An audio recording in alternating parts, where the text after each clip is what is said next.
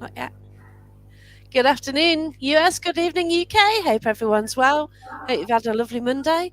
And tonight's guests are Wayne Thomas and Tonya. Grace. Geyer Sager. Yes,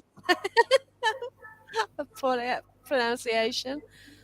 So you're from the Grand Rapids Ghosthunters Podcast. So I first encountered the podcast was about 2 years ago, Wayne. Yeah, you were on a couple times, Yeah, right? that's right. You were on for the farewell show, but I'm back. Yeah, it's I nice was to off, see I you was back. off for about 3 months, I guess. Wow. Yeah.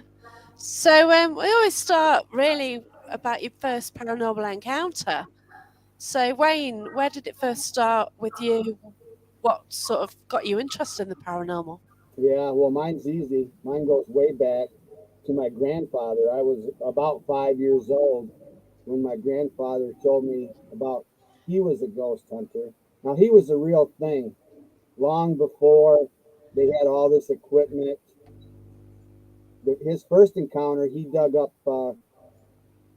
money that was buried. His neighbor died, and they buried jars of money. We're having a So, lot of interference. Sorry. and then he had other encounters as he got older, where he actually dug up bones. He followed ghosts. He followed them. He was paid to stay in haunted houses and dug up bones that were people were mutilated, disbodied, and then cemented in basement walls and floors. Oh my gosh. So at 5 years old, he's telling me these ghost stories where most kids are told there's no such thing as ghosts, where I was sure there was ghosts. So I've been a believer since 5, but I started ghost hunting maybe about 12 years ago. So Okay. I didn't really do much of that information that my grandfather gave me until I needed it. And then that coaching that he did really paid off. So that's how I got my start. Oh wow. So with they found the bones and everything. How did it happen? Did the places have paranormal activity? So you went to investigate, or were they just found, or? Oh, well, yeah, they had paranormal activity. They actually paid my grandfather. My grandfather ministered his own church, and then Oh, also, okay. yeah, was also a ghost hunter because he got a reputation because he also had a ghost that came to his farm, came to his door. It was the typical poltergeist where it rattled the cupboard doors, dishes, windows. And one night, finally, the ghost appeared at his door. He followed that ghost out into the field to a potato bin Oh, and then wow. found a dead body, what he figured was a migrant worker, a dead body that was down in this hole out in this field.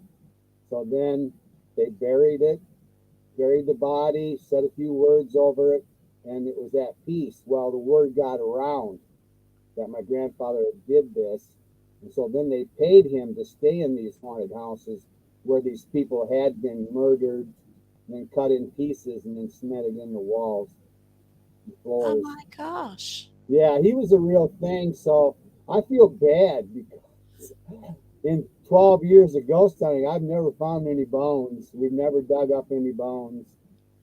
I guess the most But this incredible is thing maybe we found was a gun that we thought might have been uh, had some kind of a paranormal connection to it. But yeah, wow. in 12 years, I never dug up any bones. How about you, Gosh, no. Tanya? Dug up any bones? It's just a totally different story, isn't it? Like he did something when nobody else would have done anything like it. Oh yeah, and of course, as a little kid, I'm like, well, Grandpa, weren't you scared? Weren't you afraid? He goes, no. He goes, ghosts are more afraid of you than you are of them. Now, Wow. I wasn't exactly sure of that yet because I hadn't done any ghost hunting, but that was good information to take with me, in all these spooky locations that you go to. So yeah, It's such an incredible story. I've never heard anything like it. I know. Yeah, he was the real thing. He was the real McCoy. Wow. So what years are you talking when he started doing this? Oh wow. Shoot, I wrote an article, but you're talking way before 1800s. He's dead now. He Yeah. lived to be like 90 years old with one lung. He fought in World War I. He saw there wasn't even automobiles around when he was young, and then before he died, we were landing on the moon. So those are the changes that he saw. Wow. But Incredible. I've been a believer, devout believer, because of those stories that he told me. And then I had him repeat the stories because as a teenager, I told some of my friends about it, and they go, "Oh, your grandfather ministered his own church. Maybe he's just trying to put the fear of God in you." I thought, that's reasonable. I'll Yeah. check into that. So I went back to my grandpa, asked him all over. So I have the stories down better than anybody in my family. Yeah, So I'm kind of, it's like a legacy that I inherited from my that's grandpa. intriguing. It's a family thing. Wow, that's just so incredible. So it was because he was a minister then that he was called out, was it? I think because clergymen and adolescents see more ghosts than anyone else. And I think that connection, I think some people though are just kind of geared for it myself. Where Yeah, they're more sensitive, especially ones like Tonya, where they already have some psychic abilities. brilliant. Oh, Oh, that's brilliant. That I love it. Yeah, because you don't know people who like have history which goes back as far as that. And with him being a ghost hunter, well, can you doing still sort of see me? paranormal. Yeah, yeah, I can see you. Yeah, I got that's just totally incredible. That is. It really is. I have a That's blank amazing. screen, but that doesn't really matter as long as you can still see me. Yeah, we can see you. Thank you. Okay. So, Still there. You're still there. where did it start with you then, Tonya? Oh, before I can remember, because of my sensitivity, I was born from a long line of sensitives. Um, that as time's gone on, we found more and more evidence about their sensitivity gift. So my first paranormal experience my mom actually tells me about it started the night my father died of a car accident. The night he died, I slept walk. I never Wow. slept walk prior to that. And I slept walk every day since every day we lived in that house until we moved out. My mom actually personally believes it was my dad's way of using a sensitive conduit to check on the family and make sure everybody's okay. Oh, But I bless could you. see spirit and ghosts long before I can really remember. I remember going on vacations with my family and being terrified in places that everybody's like running around like it's fine. I remember being my grandpa wanting to get us a picture of all of his grandkids in front of this coal mine and hearing voices coming from the coal mine, knowing it's an abandoned coal mine. And it's like, I'm not going in. No, thank you. Everybody else is Wow. running in and out. And I'm like, nope, I'm up here. I'm good. Yeah.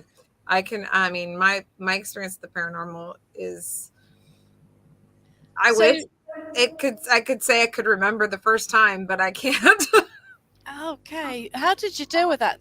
Were the family okay with it? And My family typical of a kid in the 80s, when you would sit there and say things, you see things, or they would tell you it's your imagination, yeah, or or it's, you have an active imagination, or you're making it up. But the one thing I learned a long time ago with kids is eventually the imagination, when it's fake, gives up. The stories end. And mine never stopped. And I was like, no, why can't you understand? There's something there. Like, I remember being on a tour with my family in Deadwood, North Dakota. I think it was North Dakota. And seeing this guy with red eyes, like it was just a black mass with red eyes. God. And they're taking this tour because if you don't know much history about Deadwood, it was a lawless town. I mean, it was founded by people for the gold rush, and it was a lawless town at the time. So there was a lot of deaths and a lot of not nice people. And at the time, I'm like 6, 7 years old, so I don't know this history, but I just knew this guy was bad. And I kept telling my mom, I don't want to go. You know, I kept seeing him. I was like, there's this guy with this red eyes, and she's like, there's nothing there. It's your imagination. There's nothing there. And I was like, no, he was following us. And I was like, no, I don't want to go near him, because the group kept moving towards him. And as we moved towards where he was standing, he was actually moving closer to our group at the same time. And I was like, I almost was about ready to have a meltdown, because I did not want to go near him, because he terrified me. But it was like, okay, do I throw a fit, ruin everybody's day, or suck it up and grab a hold of somebody and cling tight? And I chose the latter of the two. And I think my mom had bruises by the end of the time when we finally left, because it terrified me. But most kids, when you don't have that explanation of what's going on, it will scare you. Yeah, what age was that? How old were you? I think it was about 7 or 8 when we were out that way. Wow. That's so many crazy. of the people that come on our show have had early experiences, childhood experiences that led them into the paranormal. Yeah, it seems to be the way.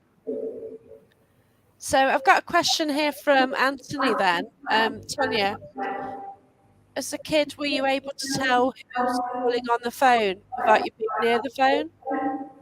Yes, actually, I would tell my mom a lot. My aunt's about to call, and she's like, no, she's not. No, she's not. And then the phone would ring, and it would be my aunt. And she's like, how did you know that? Or even now as an adult, there's times where I'll pick up the phone. Or there was time before we had, cell phones where everybody had everybody's name remembered. I still had like an old phone when I was living with my husband, and I pick up my phone, and my mom would be like, I would go, hi, Mom. She's like, how do you know it's me? I never had that. You're just like, it's not like it's your house phone. How do you know it's me? Back when, if we all remember landlines. Yeah, it's well different then, wasn't it? I don't know if there's anybody who's watching here who knows what a landline is, where you actually had to go up and answer a phone. That was We weren't afraid to. We weren't afraid to. Yeah, it was different. We've got Carl. Hi, everyone. Jeanette, Anthony Lewis, Irene Akiko. And we've got Mortali as well. Hi, everyone. So Carl, his dad was always a non-believer till his mum told him it was not his time yet. Oh, bless you. Yeah, I was out with Carl at the weekend. So, yeah, until the ghost walked around the city. So that was cool. See, the funny thing is I kind of have a story like that. Was my mom, with time we found out we have, if you've ever heard of it, the laying of the hands, the healers, when they lay the hands and they can heal someone. Well, I've kept that secret under wraps for a very, very long time, that I inherited that through the family. My mom did not believe it for the longest time, and I even told her which side of the family it came from. I said, it's from your mom's side. And we've later found an obituary that proved in my distant grandfather's obituary, it said his healing hands was well known. I mean, we found evidence of this, but she didn't believe that I could do it until she injured her knee one time. And then when she injured her knee and I gave her some healing energy, took a couple of bouts, but she's a believer now. Oh, bless you. What do you say to children who are experiencing things, or families with children who experience things? First thing I personally do, I don't know about Wayne, but I personally tell them, don't disbelieve it. Because the first thing everybody wants to do is not believe it. I always tell them, listen. First, listen to the kids, especially if they're kids. Listen to them tell what's going on. Because they're not going to lie. Fear, especially if they're scared. If they're scared, why would kids lie about that? It's not something that kids want to lie about. So listen to what they're saying and don't dismiss it. Oh yeah, I tell parents, pay attention to your kids and your pets, both, because they might notice things that adults don't. We grow out of it. We get to an age where we're told, things fit in a box and that, and so we always put things in the box after we get older. But now kids do see imaginary friends and they do grow out of it, but you have to pay attention to what they're telling you. And if you've got pets that are acting screwy, there's a good chance you got something going on. Yeah, I think it's more often than not like these imaginary friends. Like as time goes on, it potentially could be paranormal, couldn't it? Right. More so they're actually saying that, yeah, just don't ignore it. Because, yeah, they could actually be talking to someone. My nephew had an imaginary friend. She was a lady. And he told her, mentioned the name. And he spoke to her for years and he described her and everything. And it's really intriguing. I think my sister just kind of accepted it, but she never thought he was talking to a spirit or anything. Just That's usually not, where they think. It's funny because with my family, there's been so many different paranormal experiences. And one of the things my mom always said is I never really talked about a imaginary friend, wow. but I would always be scared of things that she couldn't understand.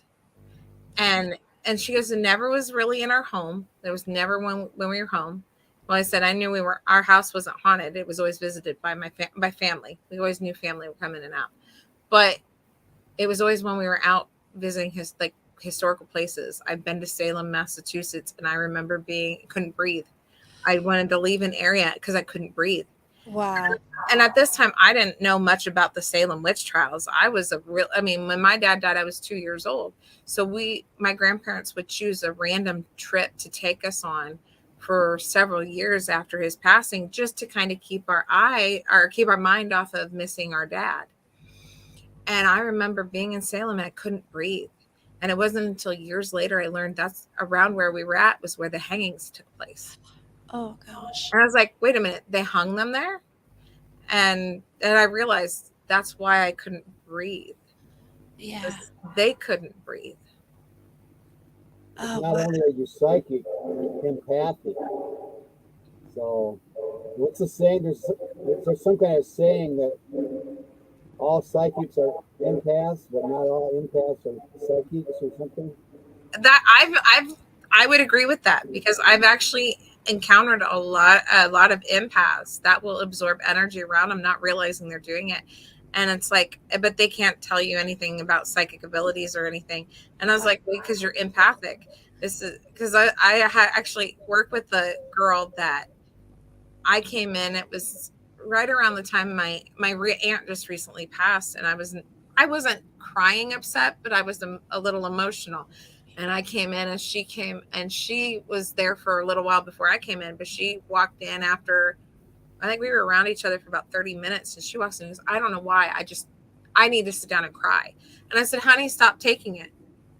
And she's like, what do you mean? And I said, you're absorbing my pain right now. I said, and she goes, I can't understand why I feel this way. I was happy when I came in. And I was like, yeah, you need to learn you're an empath. Oh, bless you. How did you deal with this? How did you get to control it? A lot of practice and a lot of study to understand that I am in control of my own gifts. They do not control me. Yeah. I think grounding, we talk about that a lot on our show, is people have different ways of grounding themselves. Get outside, take your shoes off, actually get your feet on the ground. We've had people that have gotten sick. See, I think that's what my mom did with us girls when we were little, because she exposed us. She always wanted to own horses after my dad died. So we grew up around horses, and we didn't realize when we were around the horses were grounding us. Yeah. That energy was peaceful. And to this day, me and my sisters will talk about our fond memories with the horses. It is calming, isn't it? Mm-hmm. Yeah, horses are all pets, though. You put so much love into them. But so many people, kids, keep it a secret, whether they're psychic, or they're seeing ghosts, or whatever, whether they saw a UFO. Everybody wants to keep it a secret because they don't want to get a label of being a kook or crazy. I agree with that. I would agree with that. Getting terrible feedback. I don't quite know what's going on. I might have to kind of mute in between.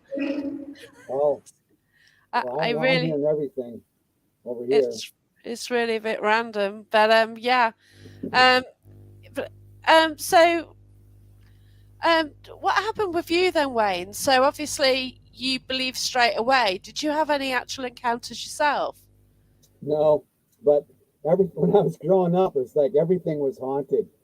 Just playing. It was like the haunted barn, the haunted woods.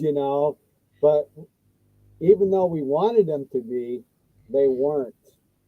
And so I didn't really get started until years later. Like I say, probably 12 years ago, I was watching the news and I saw this thing came on where there was a paranormal team and they were going to do a reveal at a haunted location. It was the middle of the winter here in Michigan. It was nasty, but my wife and I drove long distance to get to this place. I heard my first EVP. I heard a ghost say, "Get out." that was my first encounter with ghosts, really, my own personal encounter. And then I met two teams that night, and I ended up joining one of them. And so I started ghost hunting on my own. And I used stuff that my grandfather told me, coaching that he told me years ago when I was a kid. Like I said, don't be afraid. Try to convince the ghosts that you're there to help them. And then I always wanted to work with the person who had the most experience, because here I didn't have any experience. So I wanted to learn from the person that knew the most. I worked with teams out of Detroit area that had been doing it for 25, 30 years. And so I figured they knew things that I should probably know. But it came natural for me. And it's kind of funny because we do a questionnaire.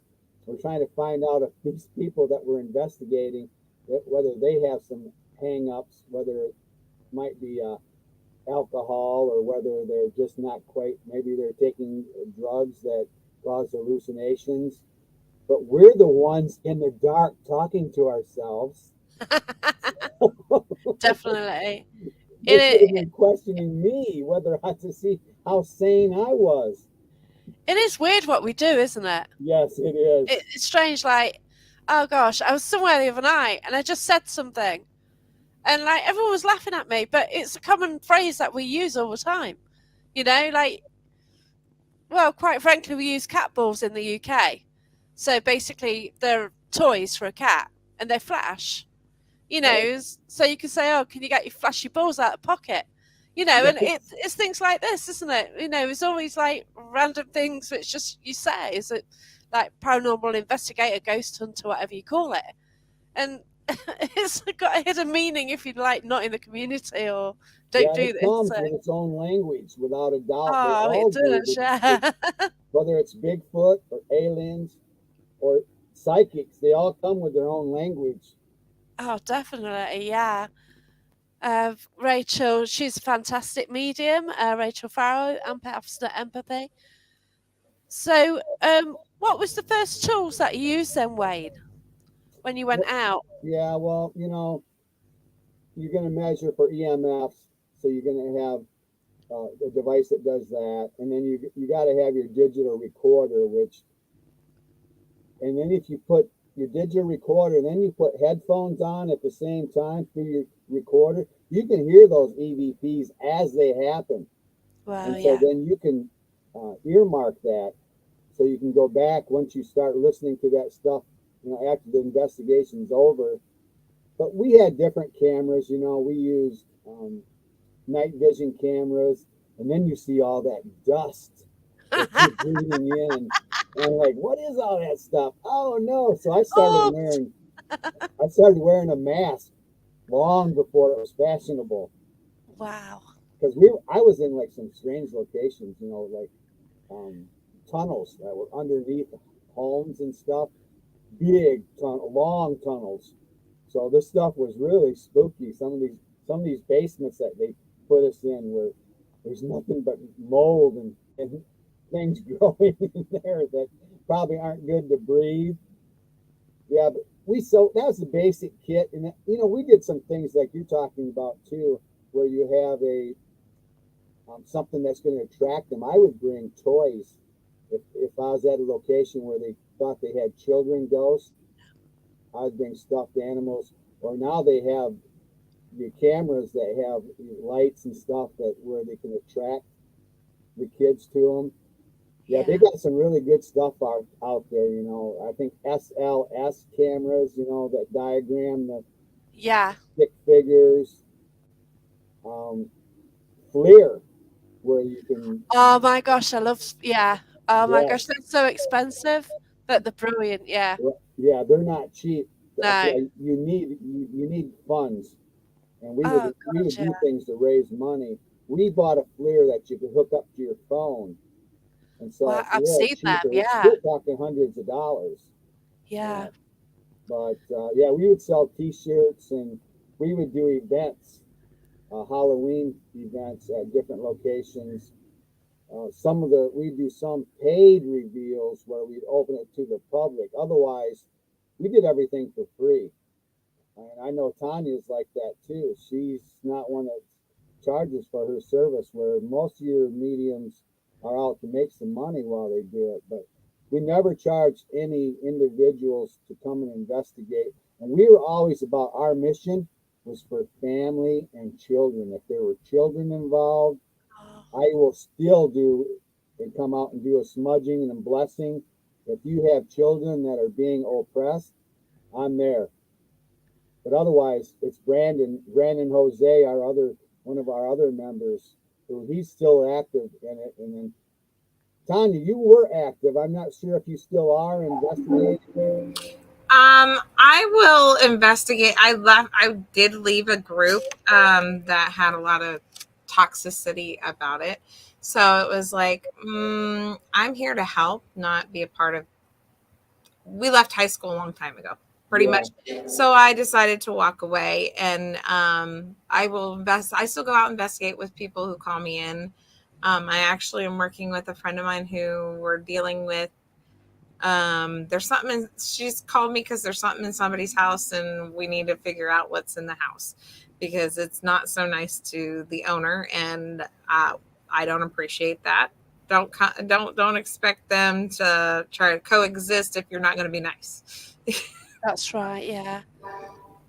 You're in it for genuine reasons. Like, some people are just going to a house to see what they can get for personal reasons, whereas you're actually going out to help. And that's great. That's kind of how I felt with the group I was with. It was more about what evidence can we find to make us feel important, instead of, and then let's bicker with each other, unfortunately. And I was like, I don't play those games, because we need to work together as a team. We need to work together as a community. Like, Michigan's got a great paranormal community that works together so well. Here in Ohio, I wish we had that. That we have certain feelings of my territory. Don't come into my territory, and it's so sad to see that. And I'm like, I would love to see more of the camaraderie like they have up in Michigan. Yeah, we've been promoting para-unity, and that's what we do on our show too, about providing all these different aspects of the paranormal onto our show. If you investigate enough, you're going to hear "get out," and you're going to hear "help" or "help me." You're going to hear that a lot, and so that was always our mission, especially, like I say, families with children that need help. I got something horrible through last night. So I was working a public event, and right at the end, mediumship wise, I saw a bloke trapped in the tunnels.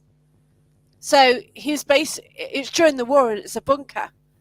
and there's no way out for him because one side had been blown up and he just couldn't get out because whatever reason, and he was just, oh gosh, running up and down the tunnels, and he couldn't pass either. So we sort of helped him on that, and it was so like, oh my gosh. So the last thing of night, you're so like kind of really upset because you know you've had these images which were quite graphic and upsetting, and then you're like leaving and driving home, and it was, oh no. But yeah, he's you know, we sorted him, but oh wow. Yeah, Amazing what you do see, isn't it? I'm really envious to the places that you get to go to in the UK, the castles, and now I know you put some of that stuff online that I get to check out. But I'm really envious because we don't have that culture here in Michigan, and we have some other things. I know you went to saw Loch Ness, looking for Loch Ness once. I'm doing that again. Oh, you are? Yeah, I'm doing that in September, so I'm looking forward to that. Now, when I went up there, I wanted to go and speak to a guy. I'm going to try again. So he basically quit his daytime job, and he decided just to go and live on the banks of Loch Ness to see if Loch Ness Monster existed. And this, I think you're going back to the 90s. Because when I first went to Loch Ness, I think he'd just gone, and I actually met him. Maybe the first or the second year that he'd gone up there, and he's just like got a little caravan on this shale beach of the loch, and he made these little pottery figures of Loch Ness, of Nessie, which he sold to help him for food, you see. And I went 2 years ago. I'm going back this September. It wasn't around at that time, but yeah, I want to try and catch him this time. Yeah, good luck with that. Now, we have lake monsters and a lot of reputations, but we don't have the castles. I mean, we have like fake castles. We don't have the culture. You know, our culture only goes back 250 years, except for the Native American. Why isn't it ever spoken about? Why don't people speak about the history of the Americans who were there? See, with that, it's a history of respect for the culture. Okay, because we never hear anything.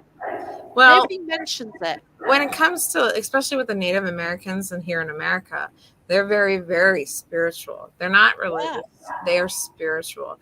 So their connection to spirit is their connection to the earth as well. My mom actually raised me with a deep respect in Native American culture. I have many friends out in New Mexico that are Native American. Wow. That when you go, like here in America, you go to different parts during the year, they have powwows.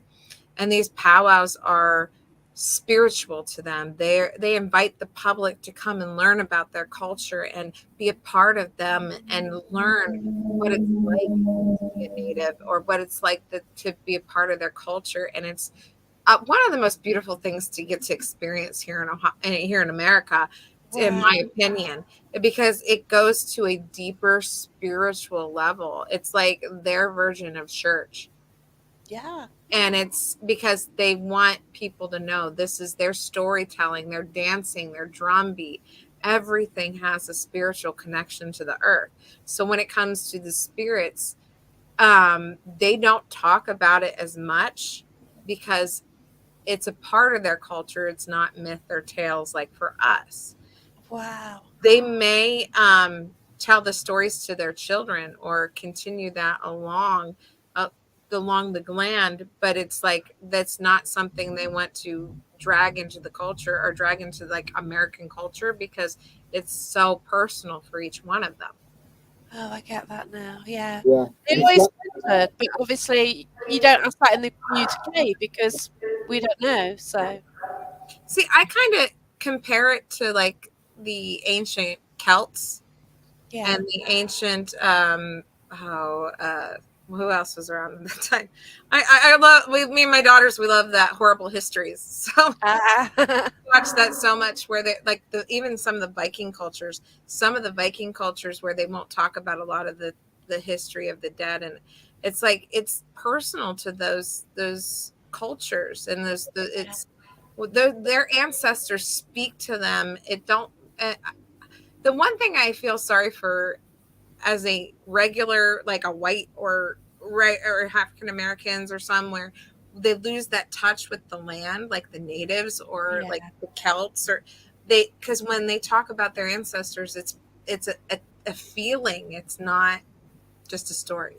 I get you. Yeah. Besides Grand Rapids Ghost Hunters Paranormal Podcast, I do articles. I write articles, paranormal profiles for WKTV Journal, and one of the articles I did was on preserving American burial grounds or burial mounds. We Wow. have burial mounds right here in Grand Rapids. Thing is, the settlers moved in, they bulldozed, they took all this dirt from the mounds and they made roads out of them. Oh. So that's, I mean, total disrespect for the culture, for the dead. And, you know, so I wrote an article about that. And we have farmers that plow their fields up. They find bones that are Native American bones and artifacts. Now, the right thing to do is to turn these over immediately. Yeah. And so I wrote an article kind of like saying that people should not just take the stuff home with them. And also, some of the things that the Indians, you talk about scary legends and monsters, the Navajo skinwalkers. Oh yeah, the skinwalkers. Just to talk about them kind of give me the chills, because especially living out west, the skinwalkers are everywhere out west.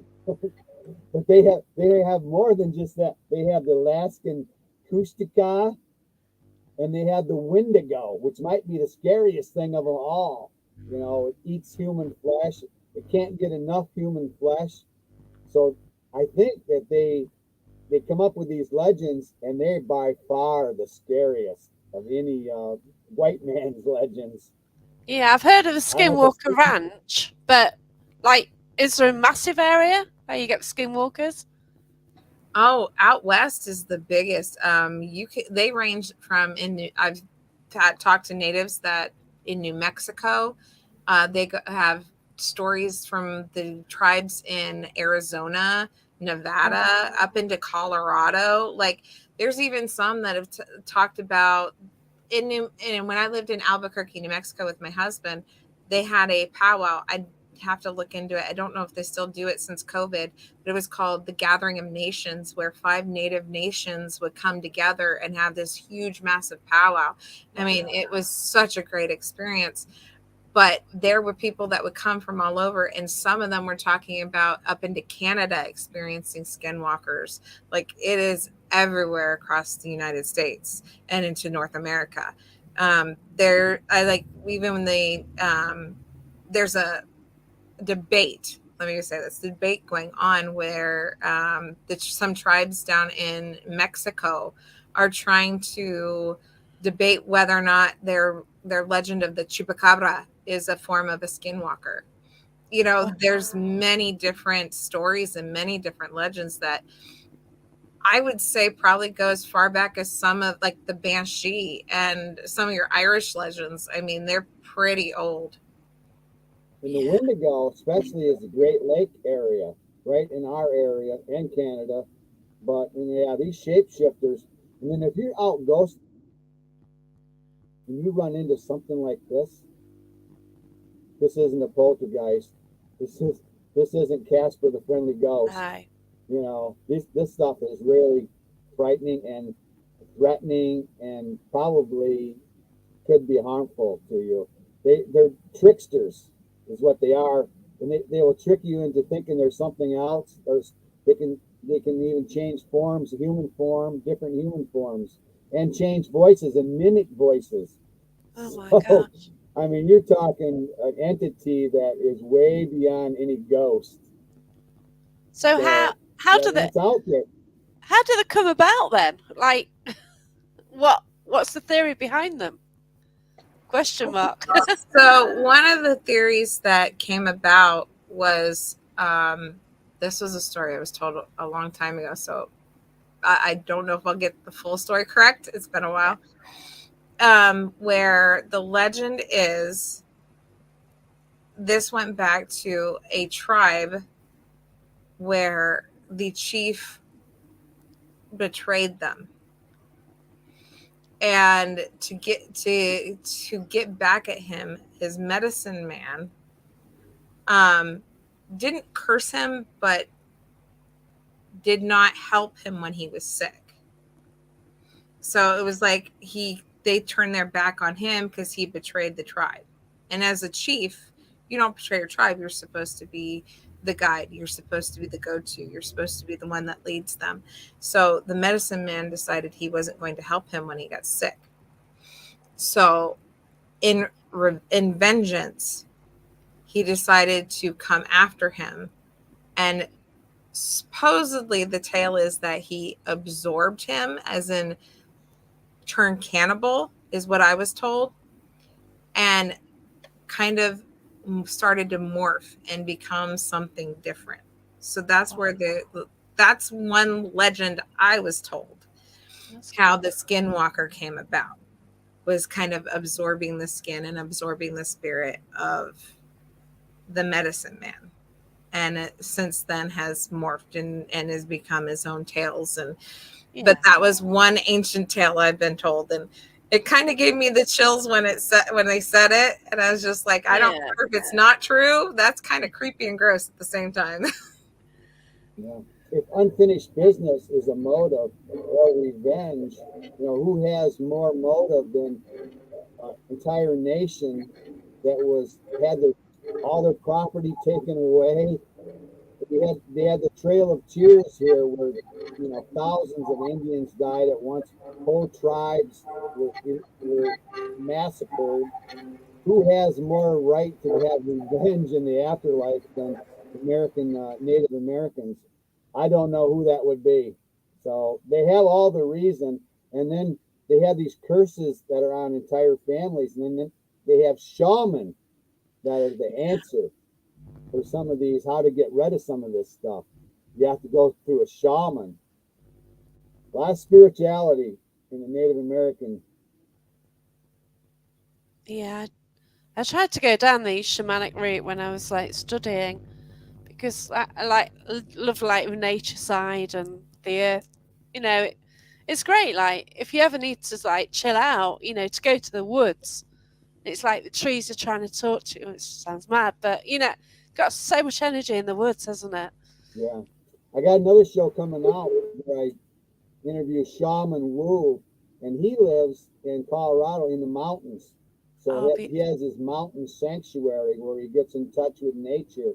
It's all about earth healing through the shaman. But man, he was he was hard, and it seems like they want to not reveal everything to you. They want to keep some things back. They don't want you to know all their secrets. It seemed like, even though he was completely transparent about some of the things that he did, like use marijuana, used mushrooms. I think we kind of got a question here like that. Oh, really? Yeah, what goes into the peace pipe? There you go. I think he's talking about peyote. Peyote. Oh, okay. Real peyote is not what it used to be. Natives still make peyote to this day. It is a secret within each tribe, as my friend Anthony told me, of what they put into it, because most of the ancient herbs that went into peyote are now extinct. Oh. Mind expanding, psychedelic. Hallucinogenic, help you get in touch with that other world. But it didn't originally start out that way. Really? No, originally when they would do the peace pipe, it was to relax the mind so they could naturally slip into the meditations that needed. Yeah, but since then, like I said, most of those herbs and that we used to back in the ancient times are extinct. Like the white men came and wiped out a lot of that land and destroyed a lot of their herbs and that they needed, and now it's more of the psychedelics and more of they could kind of find to resemble as close to that original peyote as they could get. Yeah. Carl, he says, when you look at the old tribes from all different areas, the painting carvings they leave, what the images that look like the prehistoric animals. They do. I mean, there's a beautiful area in Arizona where the tribes lived within the, like, down in the caves, and there's a lot of those paintings and a lot of those carvings on the walls that to this day even the government won't let people go on without permits because they don't want people to destroy, because unfortunately the nature of the beast of it, as the human race as a whole, they're kind of disrespectful and rude. But as a person, like, I could get a permit and go on and be able to go on and be respectful to the land. But it's like they can't have it as a tourist attraction because of the disrespect to the land. Plus, the tribes don't want that either. There's also the one thing we're talking about with that, a lot of, especially out west, but there are a few places here, you'll find a lot of hauntings that happen around Native Americans. They've come to find has been burial grounds. Yeah, a lot of paintings of Bigfoot, and then stories that go way back, what they call the wild man. Yeah. A lot of culture there, but we kind of like ignored it here, and like you say, and bulldozed it down and took it away from those people. Where in the UK, if you guys can celebrate that, I'm envious of that. And the castles you get to go to. Someone just sent me something from Aussie Paranormal Podcast talking about the Red Castle. I don't know if you ever heard of that one. I think it's in Scotland. I'm not sure. No? There are a lot. A lot of castles. Yeah. Right? And the thing is, a lot are abandoned now in Scotland. So, I went up 2 years ago, and I met a couple of teams up there. And we went to this castle, and right next door to it was another castle. So they built one for a family, so that was kind of falling down quite a lot. And then the other one was more intact, and it's great visiting both. And my dog went as well, and he was staring at. We were sort of sitting down in the grass, sort of long grass, right near the castle, and just calling out. And got a REM pod there. And the dog started growling towards a REM pod, and then the REM pod went off. So that was brilliant, There you go. You just love things like that. More than one thing happening at the same time for confirmation. And pets, I see you have a dog there with you. Are you training your dogs to hunt paranormal? He gets scared easily. This is the problem. He really does. So the growl is him being scared. He's now growled about 4 times at Spirit. So he just does, One was at a place called the Schooner in the UK, which is a hotel, and it's known for the pirates and smuggling and all that sort of thing. So they used to come in and sort of, the pirates got the ships, and then they'd end up in this pub / hotel, and everything happened in there. So when I went to stay for a night, we went in a room off the bar, and I picked up on this monocle guy who was really kind of angry and everything. Then the dog started growling at a chair. And then the people who ran the hotel, they sort of confirmed what I got as well. So that was cool. Really, to get that validation is brilliant. Right. With the dog growling at a chair, it's yay, you really impressed, you just, it's cool. See, I have to admit, I am a little jealous of your adventures with Nessie. Oh.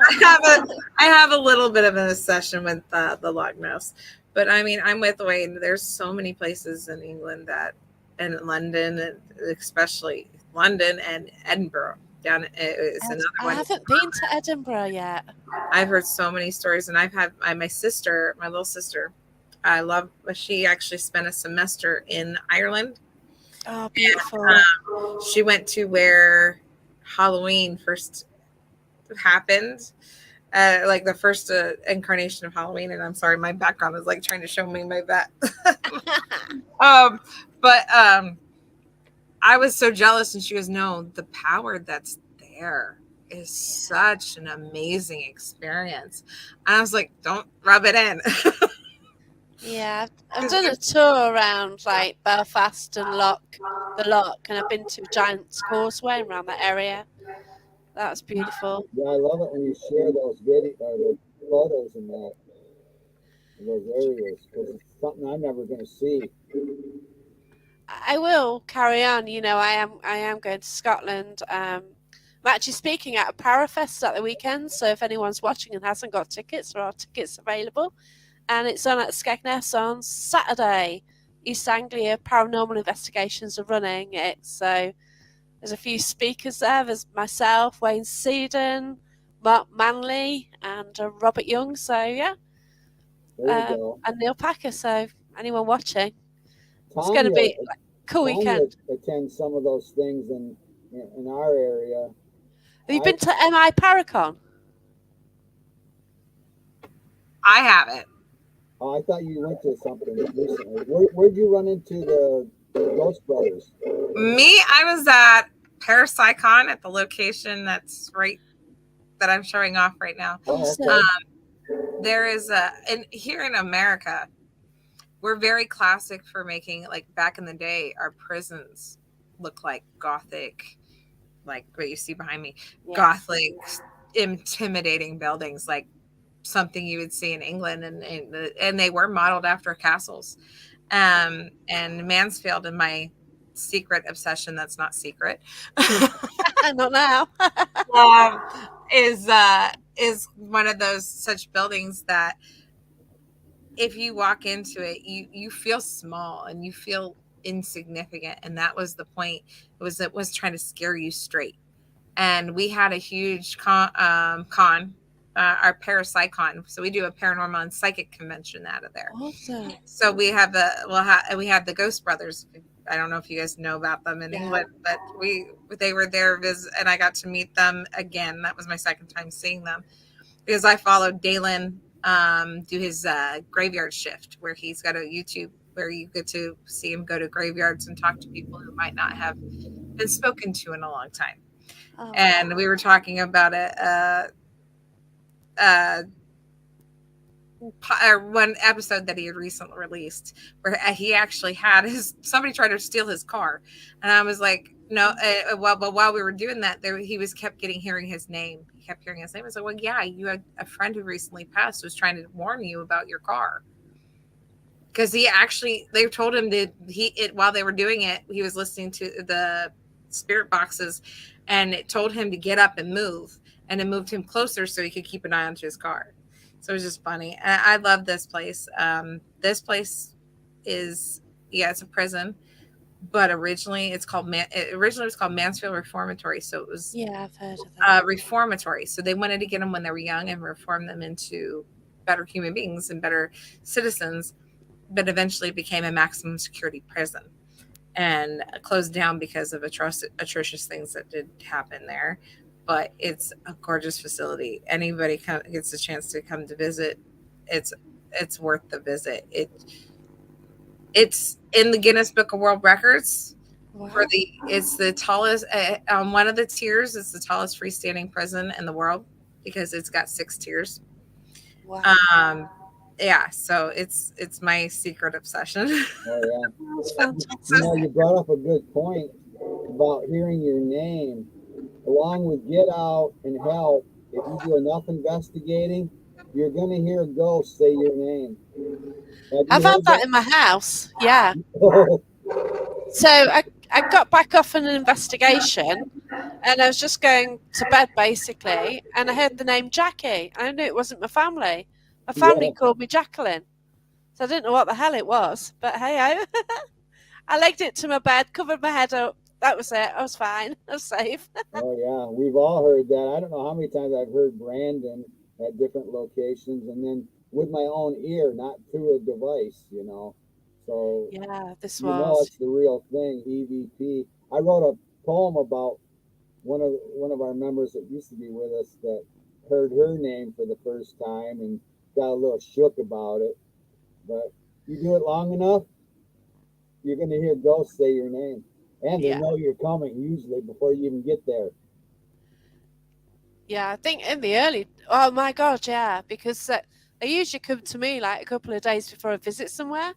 So, like, if it's particularly like not pleasant, then they'll come like 2 nights before. They won't let me sleep. So if you really want to sleep, then they'll just come and like, oh, you'll just have these freaky dreams all night.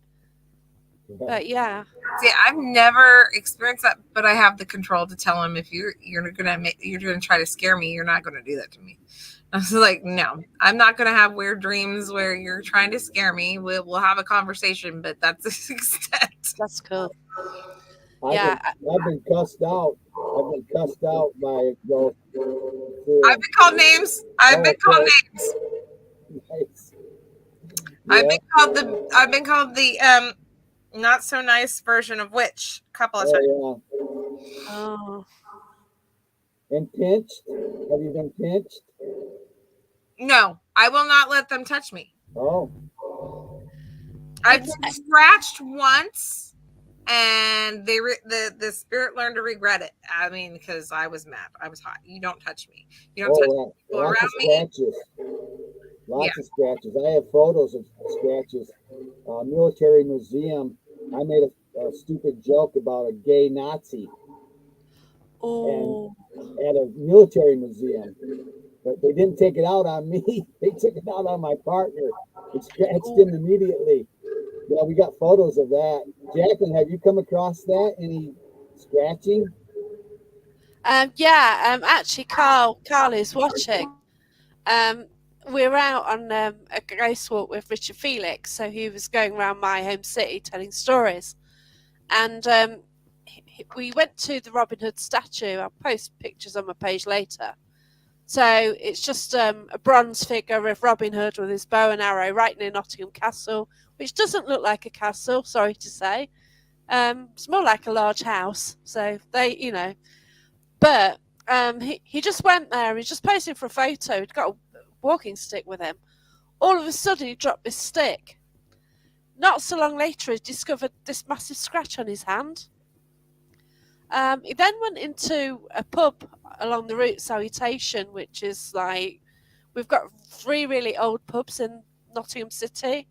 I think one's 1189, and they're all got reasons for being the oldest. Whether one is like the oldest building, the oldest pub on site, or there's 3 different reasons, and each one gets the oldest. One of them. So he went in the pub, and then he felt some water drip on his hand as well. So this is Carl. This is Carl who's watching now. But yeah, But I've never been scratched. It's only the last couple of weeks I've actually been touched and felt it. So I was at Derby Jail just over a week ago, and we're just waiting for, because I help host there. I was just standing there, just chatting to a girl, just waiting for the guests to come. And she saw something come behind me, and I felt someone touch and run their little greasy hands around my shoulder. It's like, she actually saw it. She saw him walk by and do it. It's like, oh my God. Oh, Yeah, so it's like, that's a new one. So I don't know if it's like a new mediumship skill, because I've never actually felt them before. So I don't know. I also saw them a lot that night. I don't usually see them, but I kept seeing them peripherally of my eyes. See, It's weird.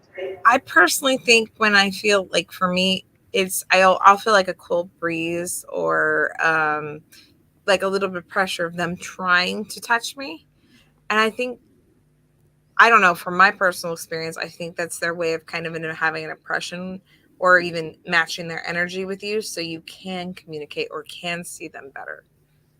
I don't know if that's how you would feel about it, but that's kind of how I. Oh, yeah. They might not be trying to hurt you, but I did make a stupid joke when it happened with me. But Yeah. I have pictures of like welts on people at a private place we went to, and it almost like it was trying to spell something out on his back, and there were areas where he could not have possibly reached it with his own hand. Wow. So, I mean, I had to believe that it was true. I have pictures of those, and they're raised on his back. That's where, in this military museum, he got scratched on his back, but I've measured cold spots with a thermometer before. Wow, that's cool. Yeah, where you actually, and then I like that where you get more than one thing happening. You got a cold spot, you got a meter going off, or you got a sensitive that's also at the same time noticing something. Yeah. I let you get 2 or 3 things happening. You got meters flashing.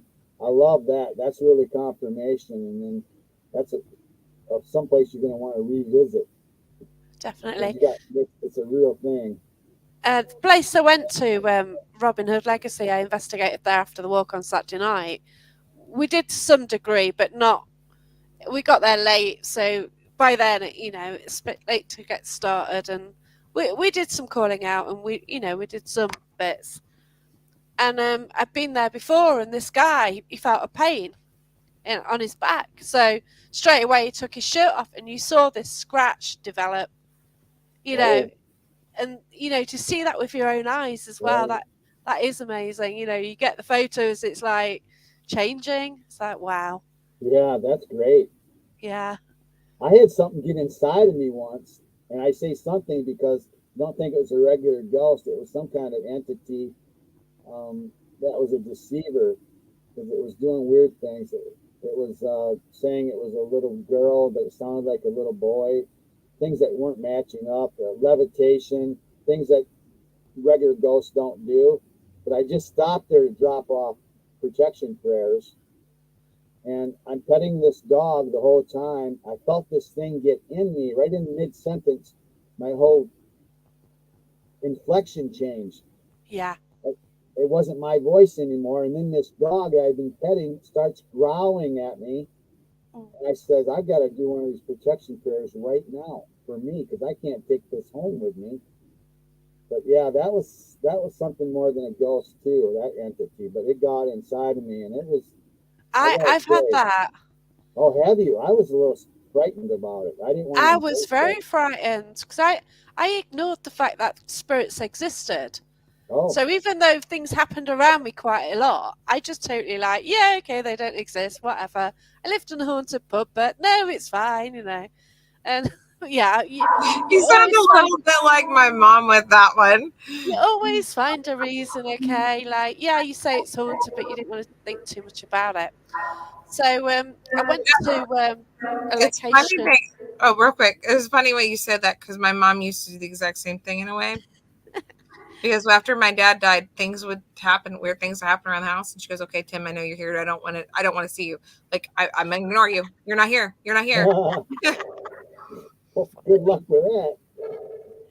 Yeah, so I went to a place. It's Matlock Pavilion, which is in Derbyshire. It's a great big old theatre, basically. But you just go into this building. It's not like your conventional theatre. It's just it's really special. I'll post it on my page later. But you just go round a corner, sort of main road, and then right there is a great big pink building with a dome roof. So I went in there, and we were just doing holding hands basically, and just an energy circle. All of a sudden, I lost control of everywhere from there down. So all of a sudden, I started doing the hokey cokey, and I was laughing like a child. Yeah. And my head was going to my mouth, get it out of me, but I couldn't say it. I couldn't work out how to speak. So I was scared to death. My head was going mad because I didn't know. And eventually I managed to get my mouth to say, get it out, and then it sorted. But this happened about 20 to 2 before we actually left at 2 o'clock. So we got through it all. We went downstairs, and I didn't leave the building because I didn't want to come with me. I was scared to death. And then luckily that night I didn't drive on my own. Somebody was actually with me. So I was chatting all the way home, and then I got home and I wouldn't put the lights out. All the lights were on in the house. I wouldn't go to sleep. I daren't go to sleep. I was scared to death in case she was with me. And then I had to sleep in the daylight. Everything was fine. I thought, I want to do this again. Yeah. So this is the reason I do it every week. Wow. And even though for 6 months I was kind of asking loads of people what happened, can you explain? yeah, you know, That's, I was also embarrassed as well because it's not the kind of thing you can mention in like normal conversation because that's it's mad. interesting. Yeah. I mean, it'd be one thing if you invited it in, but Oh. for it just to come in by itself. May have done okay, right? That particular night, I've been doing development, trying to learn mediumship for about 2 to 3 years by that stage. So sort of ended up, but for some reason that night I was picking up everything. So by then I wasn't getting images. You know, my mediumship wasn't that good then. But there's a medium there who's doing trance mediumship, but I could see it happening as she was getting it through. So I saw this little girl drowning in her face. You know, her face became this little girl and she was drowning. And I just screamed out, like, no, you know, because I saw this, oh gosh, just as she was saying what was happening, you know, just as she was speaking. And then, like, this guy came who was an entertainer and while this was happening, I had a daft question in my head, would you like to do this? And I said, yes. But I don't think anything of it. Oh, So that meant you had your blocker taken away. Yeah. Well, I think that night basically I was shown what I can achieve if I continue doing development and open up. Yeah, that's what I said. I think that's Yeah. when the other side went, okay, time to take that blocker away. She's ready. wow. So it didn't happen after that, you know. Well, no, a lot of times it takes development, but like I said, in that case, a lot of times where there are people who are like yourself deciding, I'm going to development more until you're fully embracing it. It doesn't seem to come as quickly or come as easily until that blocker. I believe the other side goes, okay, it's time to take the blocker away because she's ready. I get that, yeah. Because you know, I used to go to these events. You get flashing lights, you know, you get K2, you get this, that, whatever. It doesn't prove anything to me. I can rule it out over time. I'm great. A tap, it's always a radiator or a creaky floorboard, isn't it? Yeah. I think you're pretty sensitive. Maybe getting more sensitive the more investigating you're doing and opening up more. Gosh, yeah. Even as a psychic or a sensitive, it's good to go in with a bit of skepticism. Oh, I do. It really is, because you get more answers, I think, that way. I feel like I should say that way, because you're not going in going, oh, I can find this out and I know everything. Well, that's not how it works. Yeah, you know that as well as I do. Have you ever noticed ghosts seem to get braver at the end of the night? I mean, I run my recorder from the time I go in till the time I'm out the door, and it seems like I've grabbed that doorknob to leave, and then they're telling me get out or leave. Where were you all night? Now you want to get vocal as I'm walking out the door. I got a lot of recordings with my hand on the doorknob. So I record from the time I get there to the time I leave, always. So it's amazing, isn't it? You guys haven't noticed that they get braver at the end? That they need but I've had to know you. Right at the very beginning. It's like you go in a location. You go in a location, and they're all hanging around you, aren't they? They're like, oh, what are these? You know, you're that entertainment for the night. Oh yeah. I feel that way sometimes. I'm like, okay, we're gonna sit back and watch. They're gonna make us laugh. Yeah, like, you know, you just feel you go in and like, oh no, what we got tonight. And you know, there's now 2 locations where I help out at, so they're kind of getting to know me more. Hence them showing themselves maybe more, or maybe I'm more developed. I don't know. Maybe I've hit another level, and I'll see next time I go if I can start seeing them again. But yeah, that person clearly touched me. The week before that, I was at I did the Estes method, and they put the headphones on and blindfold and says to me, I said, whatever you do, if you want me out of this, don't touch me on the shoulder, otherwise I'll scream. Because I kind of try and breathe into it and I don't go into trance, but I relax into it. So, you know, you're totally focusing on the spirit box and everything. About a few minutes into it, something tapped me on the shoulder, and it wasn't human. Oh wow. Yeah.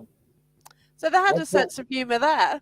I tried. If you want us to leave, give us a sign, a nice, loud, obvious sign. 3 o'clock in the morning, the jukebox comes on.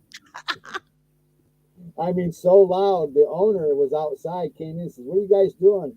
We're like, "Wasn't us." It's just fascinating, the intelligence of them, isn't it?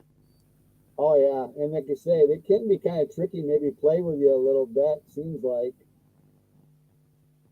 not Yeah, always serious, dead serious. yeah. So, shall we mention your podcast then? Going strong. Tanya's coming to kind of fill up when I was going on leave from the show, and then they did some shows where they're doing the Zoom show. And of course, she's in Ohio and we're in Michigan, so we've never really met face to face, and I don't I really always, I always like have to say I'm the lone Buckeye in a field of Wolverines up there. because you don't know that in the UK, but Michigan and Ohio are big rivalries in college football. Big rivalries. I mean, yeah. Yeah, But we're looking. we've Nottingham and Derby. What's So that? we have that with Nottingham and Derby, and then obviously you get other cities what have rivalries with the soccer and stuff. So yeah, Oh, okay. Oh, yeah. I know so soccer.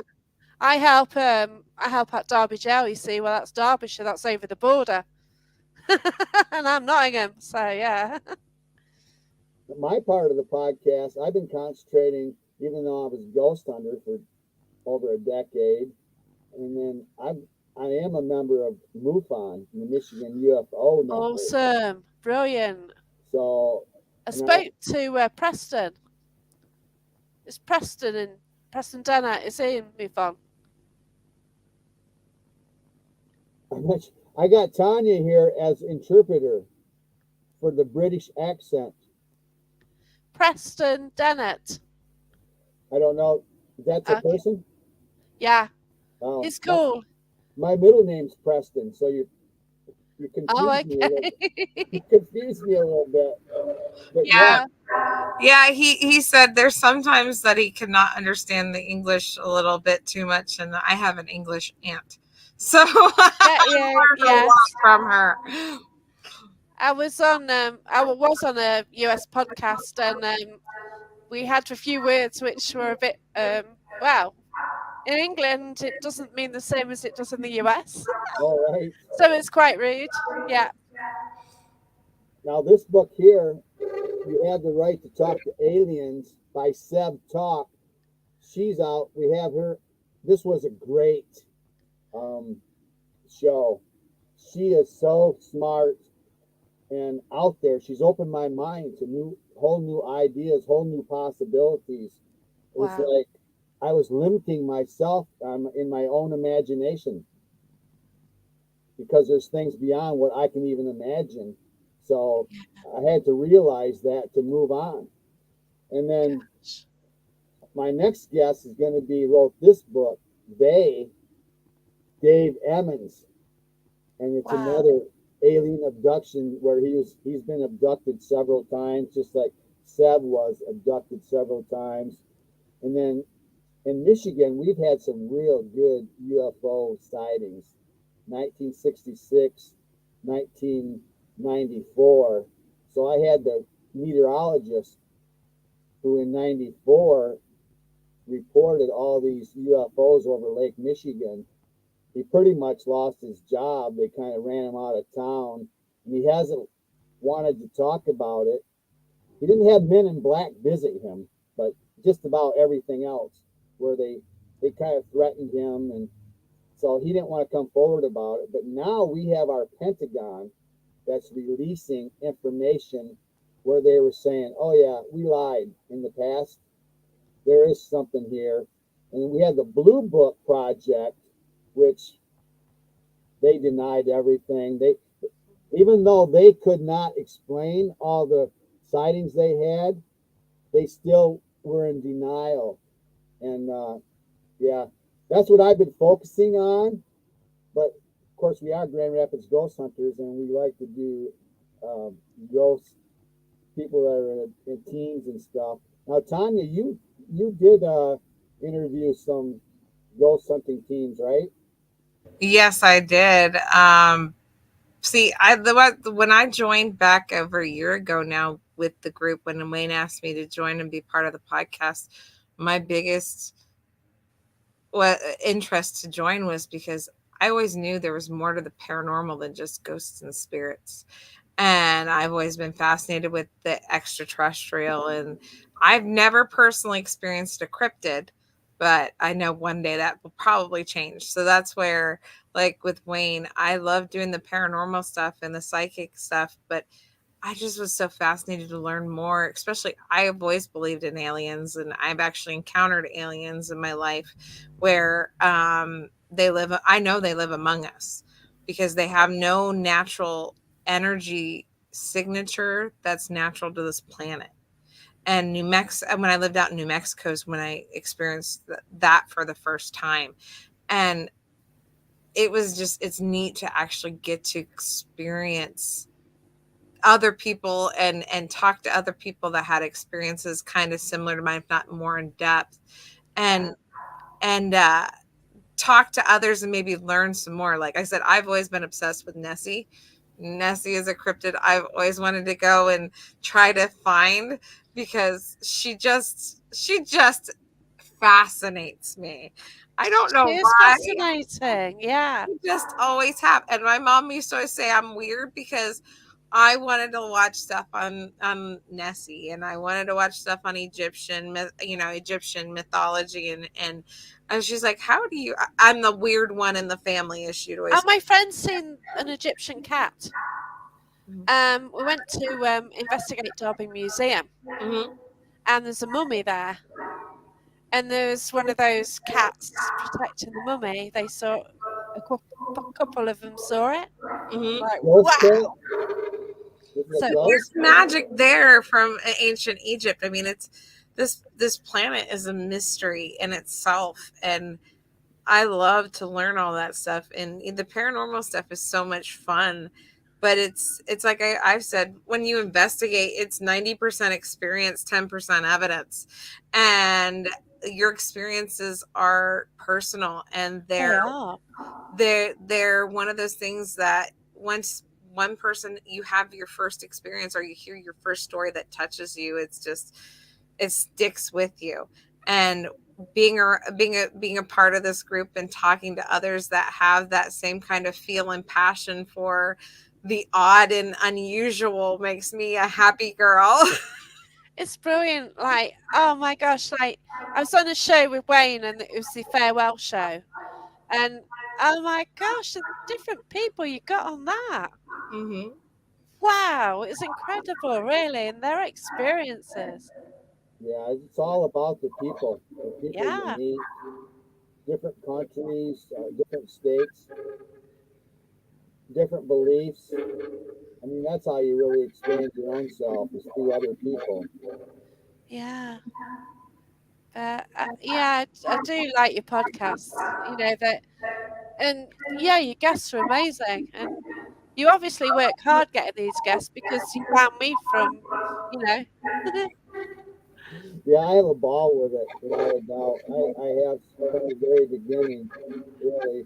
But you kind of like develop relationships with time. You know, I have relationships with people from Australia, Ireland, from the UK, Canada, and Arkansas, different states in the United States. But yeah, it's all about those people that you meet. That's what makes it fun and keeps my interest. Oh my gosh, yeah, because you know, I know people. Canada is the great bloke out there who I know. Irene from Japan. Then Australia, it was New Zealand. There's a guy from New Zealand who came to UK, and he actually invited me to investigate with him with a few from the UK. And he actually toured the UK meeting, and met with different people. And he's coming back again in September, so I can't wait for that. So that's Haunted Auckland. But yeah, so, people, you see them on Facebook, then you actually get to meet some people. It's like, I had a wow. couple guys come from Australia that I showed around. They were here for about a week, so I took them to some haunted locations and got to meet them. I still communicate with them. They send stuff back and forth. But Steve Wilson, he is a psychic from Australia. Yeah. Now here's another. You interviewed this person, I think, didn't you, Marie Cisneros? I remember our conversation with her. Muskegon. Muskegon's a little town in our area on Lake Michigan shore, and our past here was a lot like the Wild West. It was very rough. The lumberjacks in Michigan early on, these were very seedy, rough areas, and a lot of murders. With murder and comes ghosts. A lot of times that can be a factor. And so that in Bay City on the other side of the state is another one that is just the same kind of thing. It has the past with these lumberjacks who were rough. They were ruffians. It was a whole different time back then. It's interesting, hearing all the different stories and sort of different cultures and everything. I've learned more about skinwalkers tonight than, because you just hear about it, but you don't hear details about, you hear the word, the ranch, but I didn't realise it was that, well, it covers so much sort of land, really. Well, go ahead, Wayne. I wanted to have people on the team who could speak different languages, because we had investigations where we thought we heard Spanish, and no one on our team spoke Spanish at the time, so it was hard to tell. We've played things, the Lord's Prayer, in different languages even at locations, because we thought we were hearing different ancient languages. So we tried that. But yeah, you never know what you're going to run into on the other side or from the other side. It's hard to be totally prepared.